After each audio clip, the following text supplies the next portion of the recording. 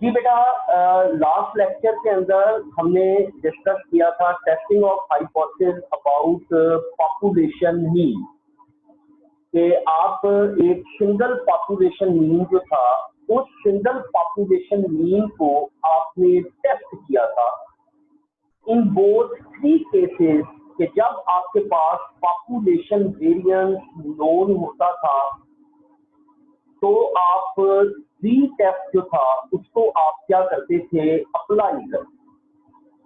Clear बेटे? जब भी पॉपुलेशन वेरिएंस आपके पास नोन होता था तो आप री टेस्ट अप्लाई करते थे। अगर पॉपुलेशन वेरिएंस आपका अननोन होता था तो हम दो केसेस के अंदर चले जाते थे। अगर तो n आपका 30 या 30 से बड़ा होगा तो आप इसके ऊपर टेस्ट अप्लाई करते हैं, और अगर पॉपुलेशन वेरिएंस आपका अगर पॉपुलेशन वेरिएंस अननोन होगा लेकिन n आपका 30 से लेस होगा तो उसके ऊपर आप बेटे टी टेस्ट जो था उसको क्या करते थे, अप्लाई करते। अब यही तीन केसेस अब हमने डिस्कस करने हैं इसके अंदर डिफरेंस बिटवीन टू मीन्स के अंदर। यही तीन केसेस अब आपने डिस्कस करने हैं किसके अंदर बेटे, डिफरेंस बिटवीन टू मीन्स के अंदर। अब देखें, सबसे पहले वो कहता है to test the hypothesis about the difference between two population means we deal with the following three cases।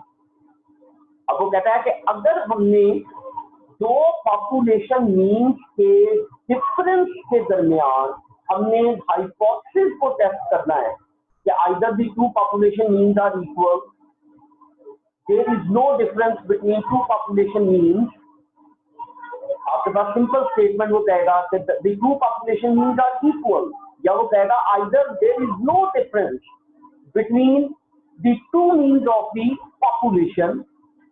इसका मतलब दो पॉपुलेशन मीन इक्वल है या दो पॉपुलेशन मीन्स के दरमियान किसी किस्म का डिफरेंस जो है वो एग्जिस्ट नहीं करता। अब उसने इसको तीन केसेस के अंदर यहाँ पे आपके साथ डिस्कस किया।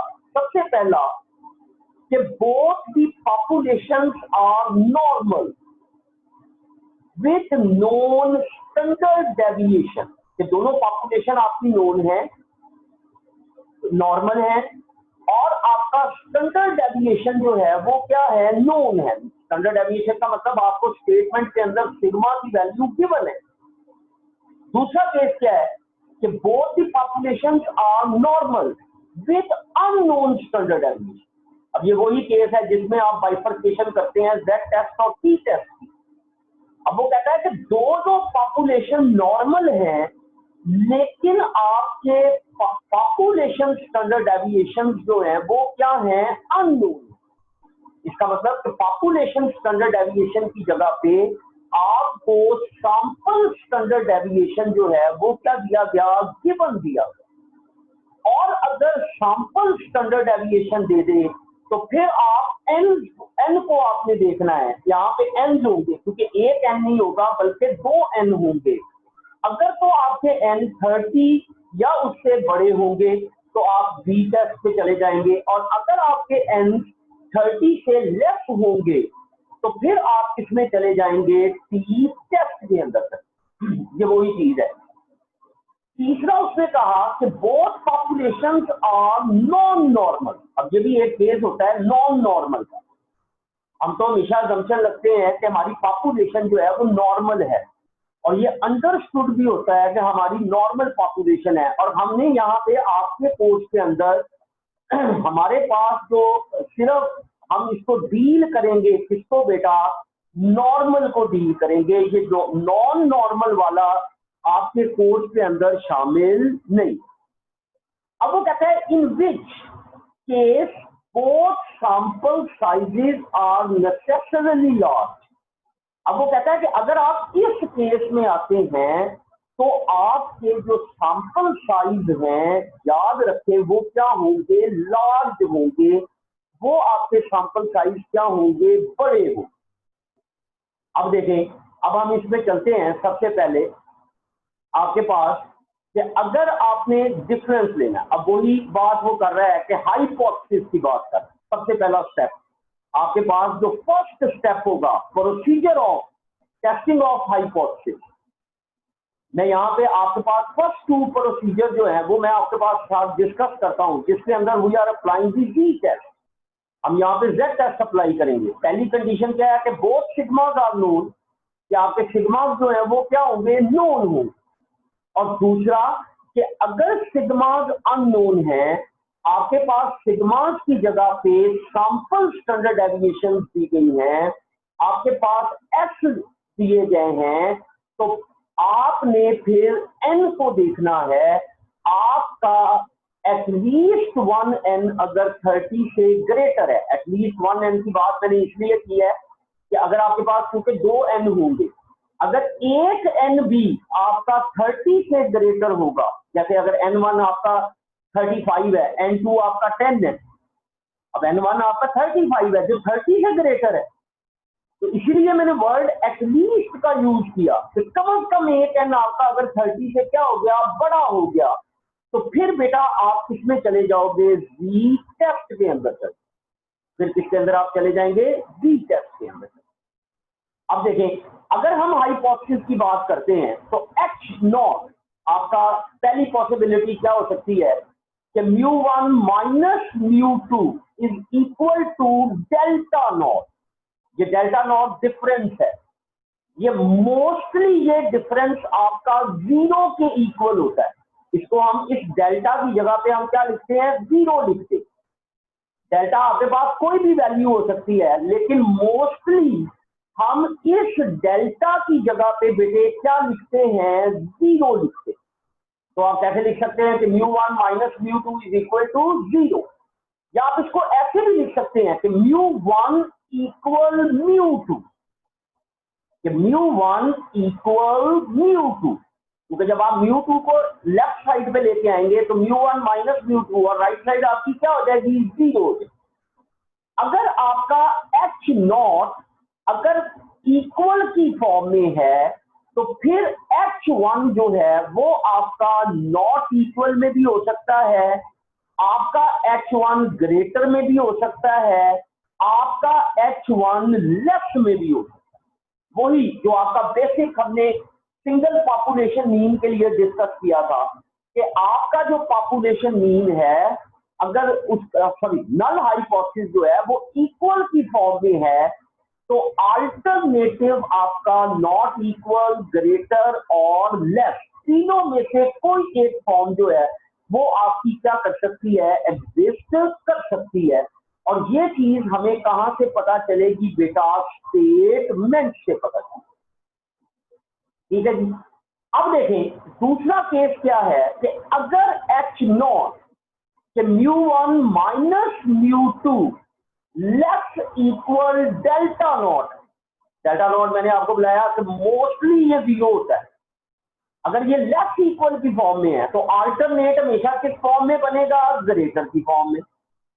अल्टरनेट हमेशा, अगर याद रखें नल लेस इक्वल है तो अल्टरनेट हमेशा क्या बनेगा, ग्रेटर। और अगर एच नॉट आपका μ1 माइनस μ2 ग्रेटर इक्वल μ0 है, तो H1 आपका μ1 माइनस μ2 लेस डेल्टा नॉट हो। तो अगर H0 ग्रेटर इक्वल है तो फिर H1 जो है वो आपका हमेशा किस फॉर्म में बनेगा, लेस की फॉर्म में। वो आपका किस फॉर्म में बनेगा, लेस की फॉर्म। तो ये आपके पास 3 पॉसिबिलिटीज हो सकती हैं आपकी नल हाइपोथेसिस और अल्टरनेटिव हाइपोथेसिस। मैं दोबारा इसको थोड़ा सा डिफाइन कर देता हूं कि अगर H नॉट इक्वल है तो H1 नॉट इक्वल, ग्रेटर और लेस की फॉर्म होगी। अगर H नॉट लेस इक्वल है तो H1 ग्रेटर होगा। अगर H नॉट ग्रेटर इक्वल है तो H1 आपका लेस की क्या होगा बेटा, फॉर्म में। क्लियर हो गया। वही 3 केसेस जो सिंगल पॉपुलेशन, वहां पे म्यू लेते थे, यहां पे क्या होगा, μ1 माइनस μ2 या μ1 इक्वल μ2। ये इक्वालिटी में भी आ सकते हैं, ये डिफरेंस में भी आ सकते हैं, दोनों याद रखिएगा। क्लियर हो गया।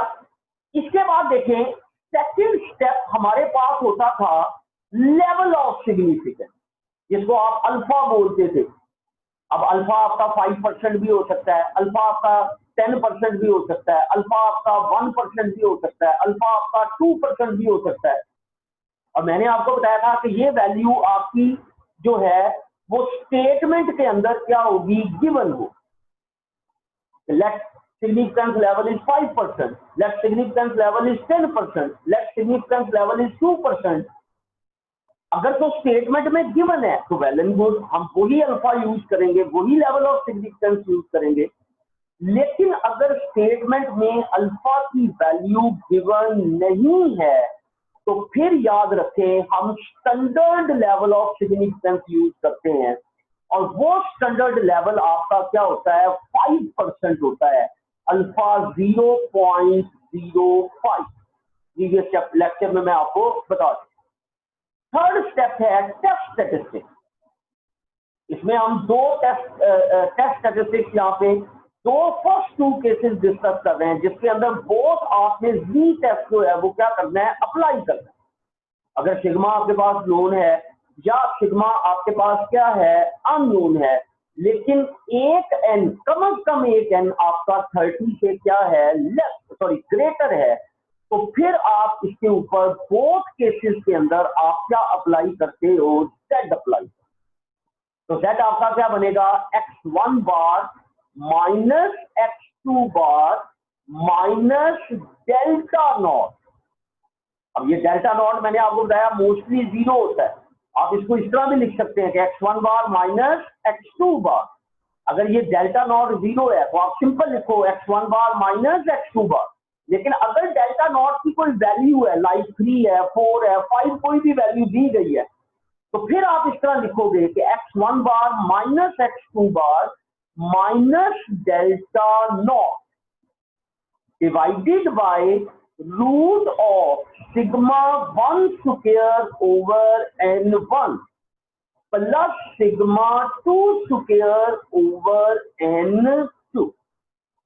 अब ये आपकी एग्जैक्टली उसने क्या कहा, नॉर्मल होनी चाहिए। ये फर्स्ट केस है कि अगर population standard deviation, population variances आपके पास स्टेटमेंट में गिवन होंगे, तो फिर आप z का ये फॉर्मूला जो है उसको आप क्या करोगे बेटा, अप्लाई करो। इसी तरह सेकंड, अगर आपके पास वेरिएंसेस अननोन है, पॉपुलेशन वेरिएंसेस सिग्मा अननोन है और n आपका 30 से क्या हो गया, अबव हो गया, तो फिर देखो z x1 bar minus x2 bar minus delta not, just replace sigmas by s। Sigmas की जगह s को चेंज कर दो, तो f1 square divided by n1 plus f2 square divided by n2। ये आपका सेकंड जो है वो क्या बन जाएगा, फॉर्मूला। अगर सिग्मास अननोन है, सिग्मास की जगह पे सैंपल स्टैंडर्ड डेविएशन दी गई हैं, s1 s2 दिए गए हैं, तो फिर आप और n आपका 30 या उससे ग्रेटर है, तो फिर आप ये z टेस्ट जो है वो क्या कर दोगे, अप्लाई कर। अब देखें, अब आपके पास फोर्थ स्टेप था, compute the value of z from the sample data, जिसको आप कैलकुलेशंस का नाम देते थे। जिसको आप क्या नाम देते थे बेटा, कैलकुलेशंस का नाम देते थे। इसको आप क्या नाम देते हैं बेटे, कैलकुलेशंस का नाम। क्लियर हो गया। तो अगर आपके पास कैलकुलेशंस आ जाती हैं, जी, अब चौथे स्टेप में आपने कैलकुलेशन करनी। इस स्टेप के अंदर आप क्या करते थे कि आपके पास जितनी भी वैल्यूज दी जाती थी, आपके पास जो भी डाटा दिया जाता था, आप उस डाटे को यूज करते हुए आप सिंपल क्या करते थे कि आप उसको इस थर्ड स्टेप वाले फॉर्मूले में आप उसको पुट करते थे, और पुट करने के बाद आप वहां से z की वैल्यू क्या कर लेते थे, कैलकुलेट कर लेते, और वहां से z की वैल्यू को क्या कर लेते थे, कैलकुलेट कर लेते थे। और यही हमारा चौथा स्टेप। पांचवा स्टेप क्या होता था, रिजेक्शन रीजन, या जिसको आप क्रिटिकल रीजन भी बोलते थे। अब that critical reason is based on H1, testing of hypothesis का फर्स्ट सेकंड लेक्चर, जिसमें मैंने वो क्रिटिकल रीजन आपको बना के दिए थे। वैसे ही critical region z less minus z alpha by 2 and z greater z alpha by 2। और मैंने आपको बताया था आपका जो क्रिटिकल रीजन है, आपका जो रिजेक्शन रीजन है, that are based on H1। ये हमेशा किस पे बेस करेगा, H1 पे बेस करेगा। अगर आपका H1 नॉट इक्वल की फॉर्म में है तो हम इसको टू टेल टेस्ट बोलते थे। और टू टेल टेस्ट में z less minus z alpha by 2, z greater z alpha by 2, या याद रखें वो प्रीवियस z मॉडुलस, मैंने वहां पे टर्म मॉडुलस लिखा था। मॉडुलस का मतलब मैंने आपको बताया था कि z की नेगेटिव वैल्यू भी है और z की पॉजिटिव वैल्यू भी। तो आप z मॉडुलस यूज कर लें, और हम z मॉडुलस ही यूज करते थे। तो z modulus greater equal z alpha by 2। Clear हो गया बेटे। अब अगर H1 आपका ग्रेटर की फॉर्म में है तो फिर जो क्रिटिकल रीजन बनेगा z ग्रेटर z अल्फा। ये वन टेल है, क्योंकि ग्रेटर और लेस ये हमेशा क्या होता है, वन टेल होता है। ग्रेटर और लेस जो है ये आपका क्या होता है, वन टेल होता है। ठीक है जी। तो अगर ग्रेटर में आएगा, अगर ये ग्रेटर में होगा तो आपका जो क्रिटिकल रीजन बनेगा z ग्रेटर z अल्फा। अगर लेस है तो फिर भी ये वन टेल है, तो फिर आपका क्या बनेगा, z less minus z alpha. अगर ये लेस की फॉर्म में है तो क्या बनेगा, z less minus z alpha. Clear हो गया। तो ये वही तीन केसेस, दोबारा रिपीट कर देता हूं। अगर नॉट इक्वल है तो z modulus greater equal z alpha by 2।